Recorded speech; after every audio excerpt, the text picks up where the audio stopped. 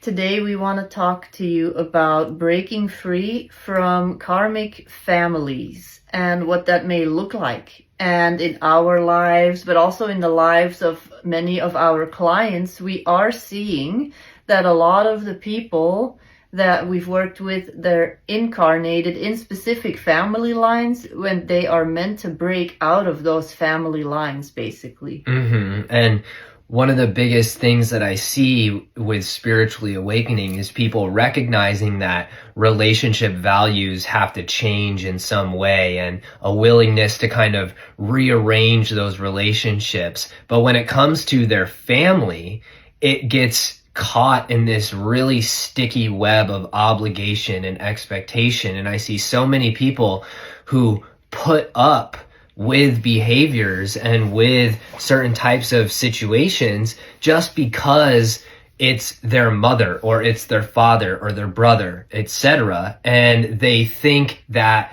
they are supposed to be just allowing that to happen because it's blood, because it's family. And this is a pattern that we've been seeing that is coming up. A lot of these souls actually have contracts with these other people to be pushed and pushed and pushed until they finally snap or basically realize, okay, I have to break free from this because this is not good for me.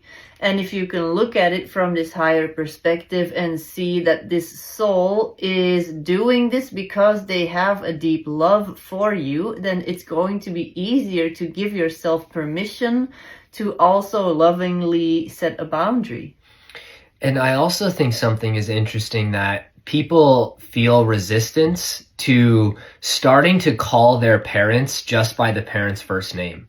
And they always call them mom or they always call them dad, basically until the day that they die.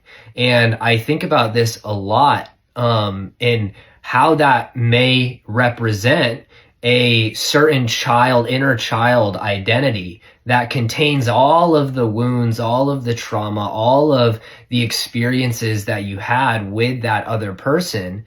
And there's still this subconscious attachment to them through that identity. So rather than being able to look at the parent as a full sovereign human being outside of the relationship of the parent and child, there's just a continual attachment to the identity of the parent and the child. And I think one last thing I would like to add is what I've seen in many cases. You will come into, as an intuitive person, as someone here with a specific spiritual mission, you will be born into a specific line. And I see this with a lot of women, where there was your grandmother who had a specific pattern that she couldn't break. Her mother did the same. Your mother is doing the same. And then you are the one that is actually going to do something completely different. And you're doing it for all these other people that may not have been able to do it. And so it's going to be difficult, but you are actually supported by these other people, and because it's going back into the ancestral line and also going forward to your children.